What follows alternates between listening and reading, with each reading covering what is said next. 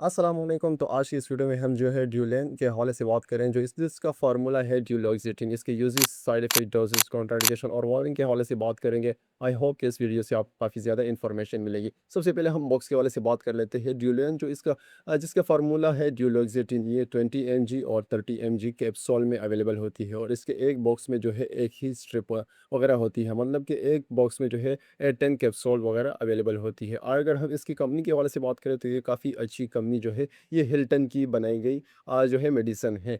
तो ये तो हुई इसके बॉक्स के हवाले से कुछ रिव्यू। अब हम बात करेंगे इसके यूजेस के हवाले से कि ये किन किन कंडीशन में जो है इसका इस्तेमाल कराया जाता है। तो सबसे पहले तो है डिप्रेशन, मतलब कि उदासी वगैरह, इसमें काफ़ी ज़्यादा जो है इसका इस्तेमाल कराया जाता है। साइकेट्रिक पेशेंट में इसका इस्तेमाल किया जाता है बाकी कुछ मेडिसिन के साथ। इसके अलावा एंजाइटी वगैरह में भी इसका इस्तेमाल किया जाता है। जिन लोगों को एंजाइटी वगैरह हो रही होती है तो उसमें भी इसका इस्तेमाल कराया जाता है। या इसके अलावा यूरिन इनकॉन्टिनेंस, मतलब कि एंजाइटी की वजह से जो है कभी कभार ये भी देखने को मिला है कि यूरिन पर जो है काफ़ी ज़्यादा पेशेंट जो है वो कंट्रोल नहीं कर पाते, मतलब कि उसको ज़्यादा रोक नहीं पाते, तो उसमें भी इसका इस्तेमाल कराया जाता है। इसके अलावा डायबिटिक नर्व पेन वगैरह जो है इसमें इसका इस्तेमाल किया जाता है, मतलब कि डायबिटिक जो पेशेंट वगैरह है उनको जो नर्व पेन वगैरह होता है तो उसमें इसका इस्तेमाल कराया जाता है। इसके अलावा मसल या बैक पेन वगैरह में भी इसका इस्तेमाल कराया जाता है। तो ये तो हुई इसके यूजेस के हवाले से। अब मैं बात करूँगा इसके जो है डोज के हवाले से। तो ये मुख्तलिफ का जो है डिपेंड करता है एज पर, और इसके अलावा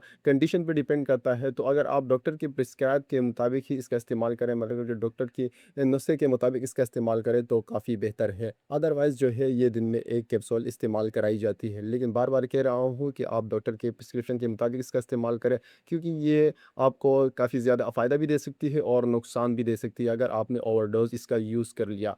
अब हम बात करेंगे इसके साइड इफ़ेक्ट के हवाले से, कि इस कैप्सूल के खाने के बाद आपको क्या-क्या साइड इफ़ेक्ट देखने को मिल सकता है। तो इसके अलावा इसकी वजह से आपको नौज़िया हो सकती है, वॉमिटिंग हो सकता है, आपको डायरिया वगैरह लग सकता है। इसके अलावा आपके स्किन पर रैशेज़ वगैरह आ सकती है, या आपके हेडेक वगैरह भी हो सकता है। तो ये तो कुछ कॉमन साइड इफ़ेक्ट हुई। या कोई भी साइड इफ़ेक्ट जो है आपको देखने को मिले तो फ़ौरी तौर पर इस मेडिसिन का इस्तेमाल बंद करें और अपने डॉक्टर से रुजू करें।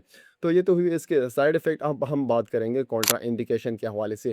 तो क्या मतलब कि कौन-कौन से पेशेंट इसका इस्तेमाल नहीं कर सकते, क्योंकि ये कैप्सूल फ़ॉर्म है तो इस कैप्सूल को जो है बच्चों में हरगिज़ इस्तेमाल नहीं कराया जाता। इसके अलावा प्रेगनेंसी में भी इसका इस्तेमाल नहीं किया जाता। और किडनी और लिवर के जो पेशेंट हैं, मतलब कि जो पेशेंट जो है किडनी या लिवर के मेडिसिन वगैरह इस्तेमाल कर रहे हैं, इनको कोई प्रॉब्लम वगैरह है, तो भी इसका इस्तेमाल नहीं कर सकते। आई होप इस वीडियो से कुछ ना कुछ इन्फॉर्मेशन मिल गई होगी। मिलते हैं एक नई वीडियो में, तब तक के लिए अपने और अपने प्यारों का ख्याल रखें। अल्लाह हाफ़िज़।